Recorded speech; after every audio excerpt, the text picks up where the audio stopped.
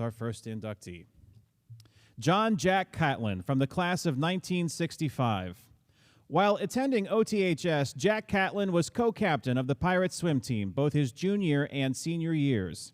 He later attended Southern Illinois University, receiving a BA degree in 1974, then a Master of Architecture degree from the University of Illinois at Chicago in 1983. His personal experience as a wheelchair user motivated him to pursue architecture, to help build environments that adapt to the people. He was a founding partner of LCM Architects, a leading resource on accessibility and inclusive design. He was instrumental in developing accessibility standards and guidelines at the federal, state, and local levels, and was even appointed by President Bill Clinton, serving 8 years on the U.S. Access Board. He was a valued committee resource in writing and revising the Illinois Accessibility Code, the Health Life Safety Code for public schools, and the Chicago Building Code. In consequential and ordinary ways, Jack Catlin moved the building industry to transform the way places are designed and built, opening opportunities for people with diverse abilities to participate independently, equally, and with dignity in all aspects of daily life. It is my honor to introduce Mr. Jack Catlin's wife, Gail, who is here tonight to accept the honor bestowed upon her husband.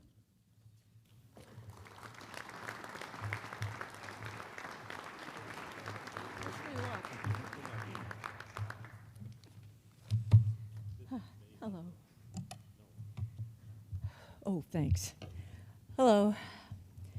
First, I must thank the Ottawa Township High School Alumni Association for choosing Jack for this very special award.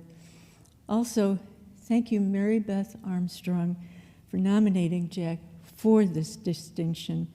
Mary Beth lives right here in Ottawa, and she's also an alumnus of the Ottawa Township High School.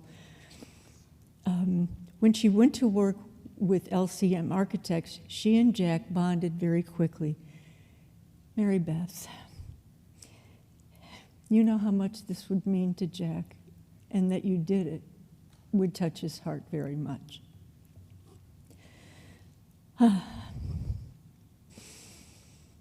Okay, I must share with you, though, that Jack once toured me through the high school and pointed out the Hall of Fame wall of awards by saying, "Can you imagine me on this wall?" Jack. Jack always described himself as a small-town farm boy from Ottawa, Illinois, and he meant it with deep respect and affection. He was a guy with a real force, a presence, who made a big difference in this world. For instance, if you've ever seen sidewalks with curb cuts for wheelchairs, strollers, and for those with visual impairments, Jack played a big role in those.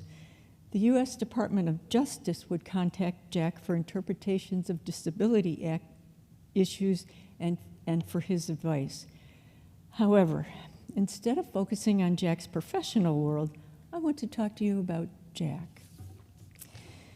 Jack was a visionary, a gentleman, an athlete, adventurer, wanderer, daredevil, and a Vietnam veteran. He was the most humble, handsome, imaginative, and amazing person I will ever know. However, he was the worst boyfriend I ever had. But after 5 long years, we mated for life. Jack loved cooking and all things related to outer space, science fiction, history, magic, politics, geography, ghosts, Bigfoot, and the Loch Ness Monster. He was the best husband, father, family member, friend, and colleague. If you didn't like Jack, there was something wrong with you. When Jack returned from Vietnam, he went back to Southern Illinois University studying in design. He broke his back in 1973 while playing Tarzan and swinging on a tree vine when he was 26 years old. He was medevaced to Chicago for surgery and rehabilitation, and he remained in Chicago for the rest of his life. Following rehab, he went to work for the General Services Administration for a time. Then he took a position for a few years as director of Access Chicago, which was a new organization affiliated with the Rehabilitation Institute of Chicago. From this experience, he realized he wanted to become an architect, and he never looked back. In 1979, Jack applied to the Master of Architecture program at the University of Illinois at Chicago, where I was his student advisor. Jack was fun, talented, curious, cool, generous, clever, silly, smart, and my boyfriend.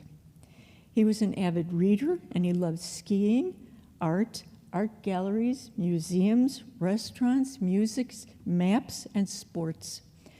But above all other activities, he loved traveling and exploring the wonders of the world. Technology was not Jack's strong suit.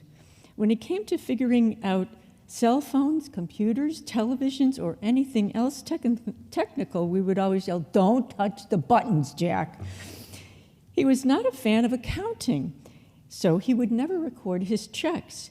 He knew when it was time to put money in the bank when they would send him overdrawn statements. He bounced a check to me once, and I still have that check. Jack had to stand in line at Commonwealth Edison once to have his electricity turned on, and at the time he was living in what he called a fancy, high-rise, downtown bachelor pad on the lake. When I moved in with Jack, he had 8 loads of laundry on the floor of his bedroom closet. In divvying up chores, Jack took responsibility for cooking and overseeing the big picture. I took over accounting and all the other minutiae. Jack was not a great speller. In fact, he once asked me if kitchen was 1 or 2 words. He said he was joking about that, but I'm not so sure. He could not correctly pronounce, get ready, album, aluminum, cinnamon, homonym, or synonym. I got through those. Whew. In a nutshell, Jack loved life and being a husband and father. He was endlessly patient with our daughter Lizzie. He doted on her and would do anything in the world for her. He walked her to school. He did homework with her. He walked with her to the beach at 5 a.m. to watch the sunrise for a school assignment. And he helped her with every papier-mâché project. He taught her how to drive, and he instilled in her his love of cooking. But mostly he loved being with her, playing with her, talking with her, explaining things to her, and teaching her to be a good person. Liz will always treasure every moment that she ever spent with her father. Jack was her Mecca. When Liz was in 1st or 2nd grade, her teacher asked why her father traveled so often. Lizzie's response was, "My daddy is making the world accessible." Jack passed away in September 2023 from complications of his paralysis. We would have been married 40 years at the end of that month. Jack will be remembered, revered, missed, and loved by many forever. On behalf of my husband, John Hannafin Catlin, thank you so very much.